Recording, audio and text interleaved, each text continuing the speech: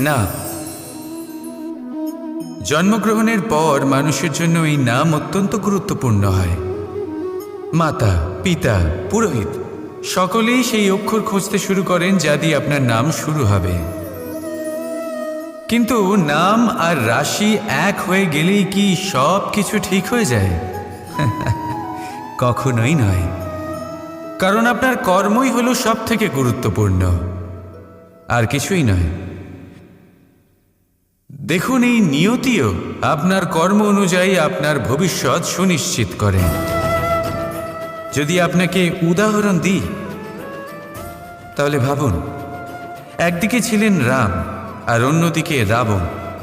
দুজনেরই নাম শুরু হয় র দিয়ে, কিন্তু একজন পেলেন এক ভয়ানক পরিণতি আর অন্যজন সমগ্র সংসারের মনে চিরস্মরণীয় হলেন।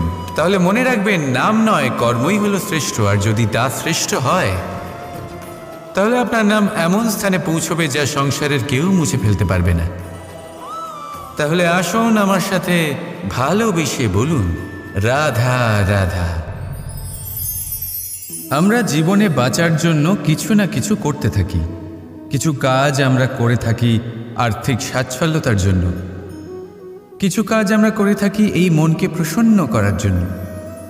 কিন্তু আমাদের মধ্যে বেশিরভাগ মানুষ এই ভেবে ভেবে চিন্তার মধ্যে থাকেন যে কোনো কাজ আমরা যা ভেবেছি সেটা সেভাবে ঠিক হলো না, বা এই কাজ সম্পূর্ণ হলো না, বা কাজের পরিমাণ দেখে দুশ্চিন্তা করতে থাকেন। এবার এই যে দুশ্চিন্তা, এটা দুঃখকে আহ্বান করে, আর দুঃখ প্রতি মুহূর্তে আমাদের মেরে ফেলে। তাহলে ভাবুন, এ কি সত্যি? কাজের পরিমাণ কি আমাদের সত্যি সত্যি মেরে ফেলতে থাকে? কখনোই নয়। বুঝুন একটা গুরুত্বপূর্ণ কথা। আজ পর্যন্ত এই সংসারে যত মহাপুরুষ এসছেন, ওনাদের কাছেও ততটাই সময় ছিল যতটা আজ আপনার কাছে আছে। তত ঘন্টাই ছিল, তত মুহূর্তই ছিল। পার্থক্য শুধু এটাই, ওনারা চিন্তা করে সময় নষ্ট করেননি। তারা পরিকল্পনা করেছেন, তাকে কার্যকর করেছেন, আর জীবনে মহান থেকে মহানতর কাজ করেছেন, যার জন্য আজও আমরা ওই মহাপুরুষদের স্মরণ করে থাকি।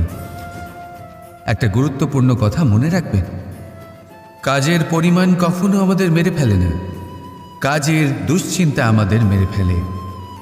তাই এই চিন্তাকে কোথাও ত্যাগ করুন আর নিরন্তর চেষ্টা করতে থাকুন, পরিকল্পনা করতে থাকুন এবং জীবনে সামনে এগোতে থাকুন। আনন্দই আনন্দ পাবেন। তাহলে একটু আনন্দ বের করে আমার সাথে বলুন, রাধা রাধা। কথোপকথন অত্যন্ত গুরুত্বপূর্ণ। এটা প্রত্যেক সম্পর্কের জন্য, বরং জীবনের জন্য অত্যন্ত গুরুত্বপূর্ণ। যদি কথোপকথন না হয় তাহলে আপনি অপর মানুষকে বুঝবেন কি করে, বা উনি আপনাকে বুঝবেন কি করে? এবার কথোপকথনের দুটি পদ্ধতি থাকে। প্রথম হলো, আপনি সামনের মানুষের কথাটা বুঝতে চাইলেন। দ্বিতীয় পদ্ধতি, আপনি নিজের কথা সামনের মানুষকে বোঝাতে চাইলেন। বেশিরভাগ সময় এটা হয় যে এই কথোপকথন ঝগড়াতে পরিণত হয়। কেন এমন হয়? কারণ না আমরা নিজের কথা সামনের মানুষকে বোঝাতে পারি, না সামনের মানুষ আমাদের বুঝতে পারেন। এটা কেন হয়? কারণ আমরা সামনের মানুষের কথাটা শুনি, কিন্তু সেটা বোঝার চেষ্টা করি না, তাকে উত্তর দিতে চাই। জীবনে সামনের মানুষের কথা শুনুন তাকে বোঝার জন্য, দেখবেন সব ভালো হয়ে যাবে। কারণ যে কোনো প্রশ্নের উত্তর আর যে কোনো উত্তরের আরও একটা প্রশ্ন, এটা শুধুমাত্র ঝগড়া সৃষ্টি করে। বরং সামনের মানুষের কথা শুনবেন শুধু তাকে বোঝার জন্য, তার কথা বোঝার জন্য। এই কথোপকথন প্রেমকে জন্ম দিয়ে থাকে। তাহলে আপনিও এটাই করুন, আর আমার সাথে ভালোবেসে বলুন, রাধা রাধা। কথায় আছে এই জীবন একটা যুদ্ধ, একটা লড়াই, নিজের অস্তিত্বের জন্য, নিজের মূল্যের জন্য, যা আমরা পেতে চাইছি তার জন্য। এই যুদ্ধে জয়লাভ কে করে? এই যুদ্ধে জয়ী হয় এক যোদ্ধা। এবার বেশিরভাগ সময় আমরা যুদ্ধে অংশগ্রহণ করি না, নিজেকে বুঝিয়ে দিই যে আমরা তো যোদ্ধা নই। কিন্তু বিষয়টা তা নয়। একটা অত্যন্ত গুরুত্বপূর্ণ কথা আপনাকে মনে রাখতে হবে। কোনো যোদ্ধা জন্ম থেকে যোদ্ধা হন না, তিনি চয়ন করেন যে তিনি যোদ্ধা হবেন কিনা।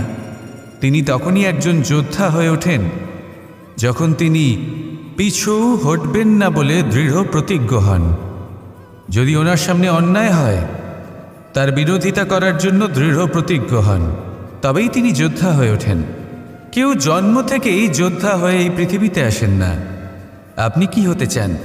সেই দর্শক হতে চান যারা যুদ্ধভূমিতে বসে থেকে অন্য কারোর জয় উচ্ছ্বাস প্রকাশ করেন, নাকি সেই যোদ্ধা হতে চান যিনি নিজের শৌর্য দিয়ে, বীরত্ব দিয়ে নিজের পরাক্রম প্রদর্শন করেন আর যার প্রশংসা যুগ যুগ ধরে হয়ে চলে? আপনি কি হতে চান সেই সিদ্ধান্ত আপনারই। আসুন আর আমার সাথে ভালোবেসে বলুন, রাধা রাধা। আমাদের জীবনে অত্যন্ত গুরুত্বপূর্ণ একটা আশা বসবাস করে, বিশ্বাসের রূপে। বিশ্বাস যা আমরা ঈশ্বরের ওপর করি, ভাগ্য, প্রারব্ধের ওপর করি, নিয়তির ওপর করি। যখনই ভালো কিছু হয় আমরা বলি এ হলো ঈশ্বরের দয়া। যখন খারাপ কিছু হয় আমরা বলি এ হলো ঈশ্বরের মায়া। কখনো ঈশ্বর বা ভাগ্য বা প্রারব্ধ বা নিয়তি। আপনি নিজে কোথায় তা কখনো ভেবেছেন? আপনি বিশ্বাস করছেন ঈশ্বরের উপর, প্রারব্ধের উপর, কখনো নিজের উপর করেছেন? আমি আপনাকে একটা সহজ কথা বলি, যদি আপনি ঈশ্বরের উপর বিশ্বাস রাখেন, শুধুই ঈশ্বরের উপর বিশ্বাস, তাহলে আপনি সেটাই পাবেন যেটা আপনার ভাগ্যে লেখা রয়েছে।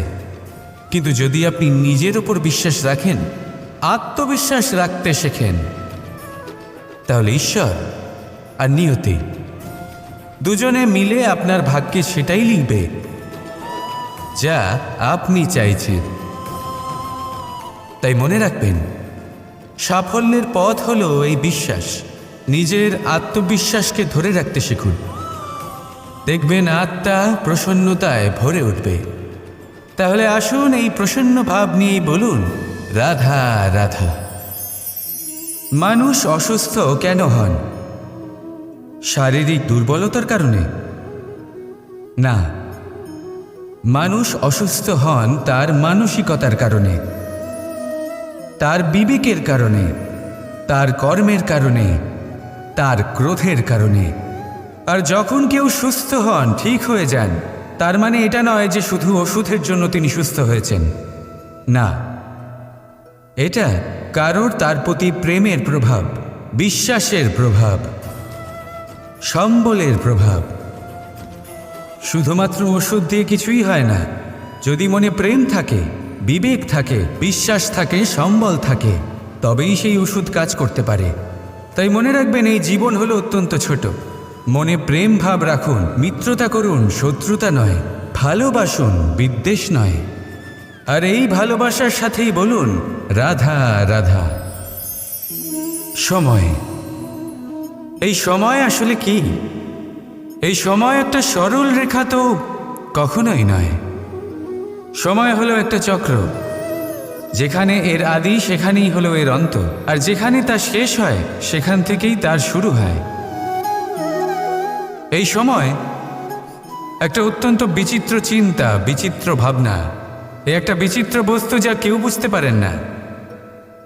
এই সময়ের লীলা, এর কোনো প্রমাণ নেই, কোনো জ্ঞান নেই, কোনো পরিমাপ নেই। শুধু এটুকু আমরা জানতে পারি, যেখানে শেষ হবে সেখান থেকে একটা নতুন সূচনাও হবে। যা আজ আপনার কাছে আছে, কাল অন্য কারোর কাছে যাবে, তারপরে তার কাছ থেকেও অন্য কারোর কাছে যাবে, তারপরে তার থেকেও ছিনিয়ে নেওয়া হবে। এই নিয়তির একজনের কাছ থেকে অন্যজনের কাছে আদান প্রদানের এই সময় হলো আপনার সময়। এই সময়ের সদ্ব্যবহার করুন, এই সময়কে বাঁচুন। আপনাকে শুধু এটাই সুনিশ্চিত করতে হবে যে আপনি কোন পক্ষে আছেন। আর সত্যি বলতে কি, আপনার জীবনের পরিণাম নির্ভর করে আপনার নির্বাচনের ওপর। আপনি কোন পক্ষ নির্বাচন করছেন? তাহলে মনে রাখবেন, জীবনে সেই পক্ষই নির্বাচন করবেন যা চয়ন করার পরে আপনি সুখ অনুভব করবেন, আপনি সন্তোষ লাভ করবেন, প্রসন্নতা লাভ করবেন। আর আমি এটাই সুনিশ্চিত করব যে এই পক্ষ যেন শান্তির পক্ষ হয়, এই পক্ষই যেন প্রেমের পক্ষ হয়। তাহলে চিন্তা করবেন না, আর আসুন আমার সাথে ভালোবেসে বলুন, রাধা রাধা। বল, শক্তি, পরাক্রম এই সংসারের বিকাশের মূল। কিন্তু কখনো ভেবেছেন যে প্রকৃতি আমাদের এই বল, শক্তি, পরাক্রম কেন দিয়েছেন?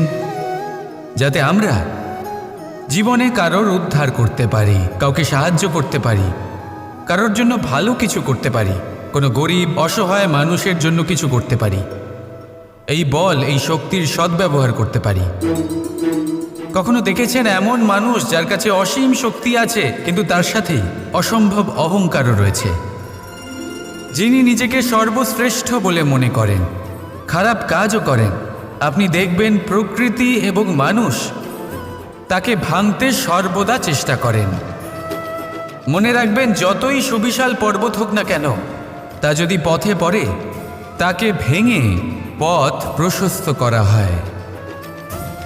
যদি আপনার কাছে বল থাকে, শক্তি থাকে, পরাক্রম থাকে, তাহলে তার সদ্ব্যবহার করুন, কাউকে সাহায্য করুন, কাউকে রক্ষা করুন।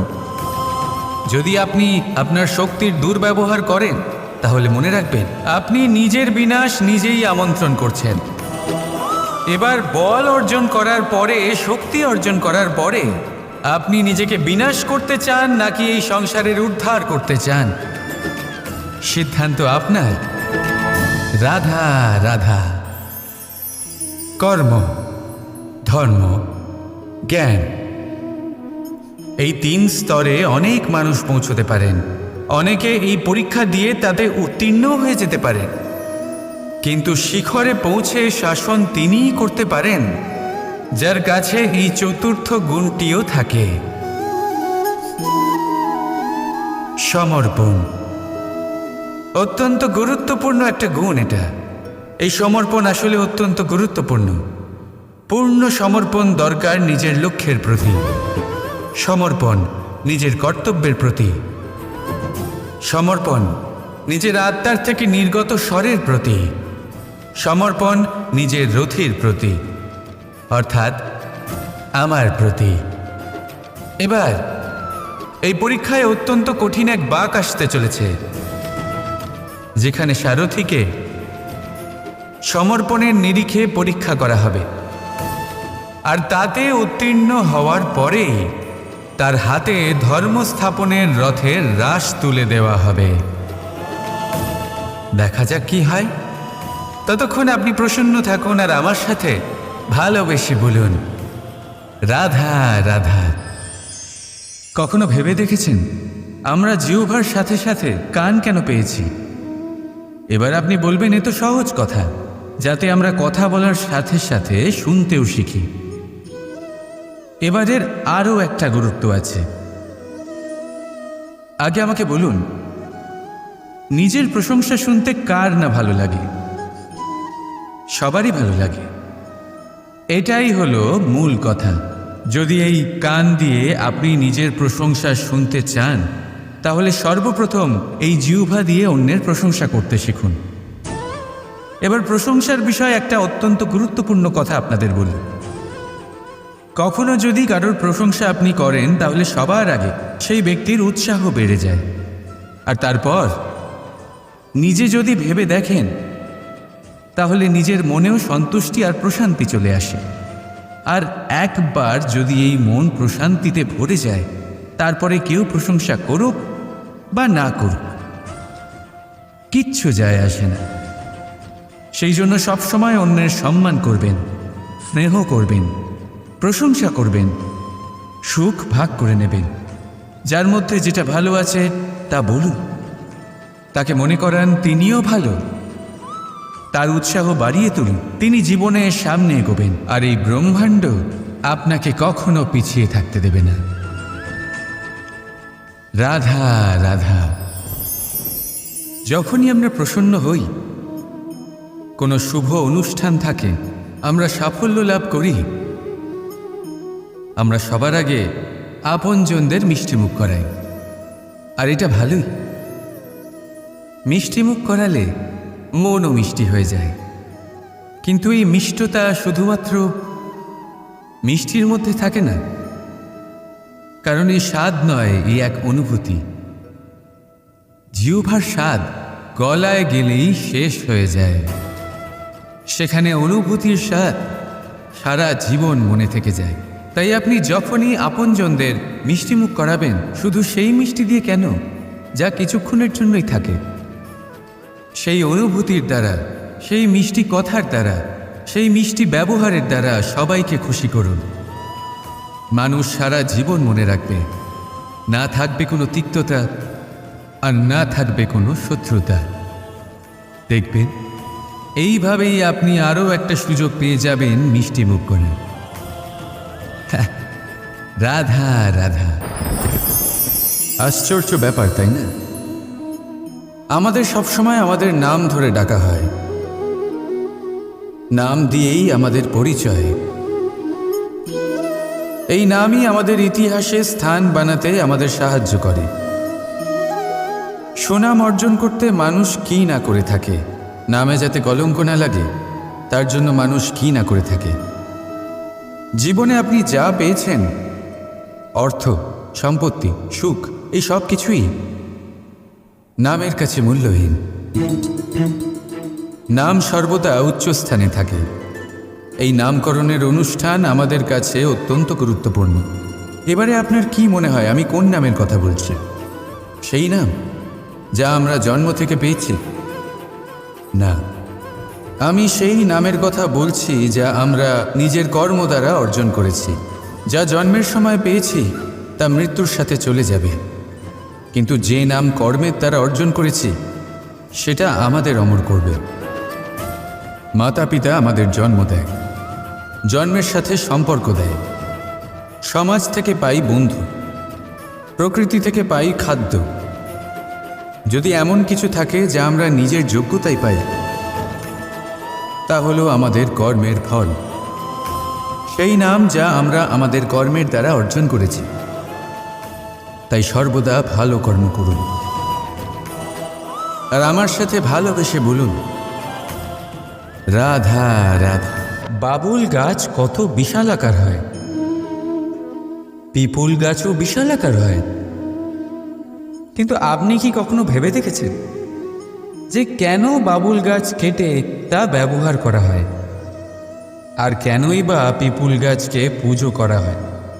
এই জন্যই, কারণ পিপুল গাছ তার নিচে বসে থাকা পথিককে ছায়া প্রদান করে, নিজের ডালে অসংখ্য পাখিদের আশ্রয় দিয়ে থাকে, কাউকে কাঁটা ফুটিয়ে দূরে সরায় না, বরং তাকে শীতল ছায়া দিয়ে তার ক্লান্তি দূর করে। এই সংসারে যদি আপনি সম্মান পেতে চান, তবে পিপুল গাছের মতোই হতে হবে। কিছু দিতে শিখুন, আনন্দ, সুখ, শীতলতা দান করতে শিখুন, আর কাঁটার মতন কাউকে কখনো কষ্ট দেবেন না। সম্মান স্বয়ং হেঁটে আপনার কাছে আসবে। আর মন প্রসন্ন হয়ে বলবে রাধা রাধা। আমরা সকলেই মনে করি যে আমাদের জীবনে কখনো কখনো কোনো না কোনো স্থানে প্রেম হয়েই থাকে, সেটা মাতা পিতার আর সন্তানের প্রেম হোক, জ্ঞানীর জ্ঞানের সাথে হোক, কোনো শিল্পীর নিজের শিল্পের সাথে হোক, ইত্যাদি ইত্যাদি। কিন্তু বাস্তবে এটা কি সত্যি প্রেম? মোহও তো হতে পারে। এবার আপনারা জিজ্ঞেস করবেন, প্রেম আর মোহর মধ্যে পার্থক্য কি? পার্থক্য হলো বন্ধনের, যা আপনাকে বাঁধে তা হলো মোহ, প্রেম নয়। প্রেম সেটাই যে আপনাকে মুক্ত করে উন্নয়নের দিকে পাঠায়। চলুন আপনাকে একটা উদাহরণ দিই। কিছু মাতা পিতা নিজের সন্তানকে কোনো অন্য নগরীতে পড়তে পাঠাতে পারেন না, নিজের সন্তানকে তার বন্ধুদের সাথে খেলতে দিতে পারেন না। চিন্তা করেন যে তাদের সন্তানের যাতে কষ্ট না হয়, আর তাই জন্য তাদের বেঁধে রাখেন। এটা প্রেম নয়, এটা মোহ। কারণ যদি এটা প্রেম হতো তাহলে ওনারা চাইতেন যে সন্তান মাতা পিতার আশ্রয় থেকে বেরিয়ে এই সংসারকে দেখুক, তাকে বুঝুক, আর তার থেকে জ্ঞান অর্জন করুক, নিজের অভিজ্ঞতার থেকে শিক্ষা নিয়ে নিজের একটা ব্যক্তিত্ব বানাক। মনে রাখবেন, মোহ থেকে ভয় জন্ম নেয়, আর প্রেম থেকে শুধুই আনন্দ। সেই কারণে বাঁধবেন না, মুক্ত করুন, কারণ এটাই প্রেম। রাধা রাধা। এই সংসারে সম্পর্ক অত্যন্ত গুরুত্বপূর্ণ। এবারে প্রশ্ন এটাই যে সম্পর্ক কেমন হওয়া উচিত। সম্পর্ক কথার শুরুতেই সম শব্দ আসে। সম অর্থাৎ সমতা। তাই কারোর সাথে সম্পর্ক পালন করতে গিয়ে এতটাও নিচু হবেন না যে ওঠার জন্য কারোর সাহায্যের প্রয়োজন পড়ে।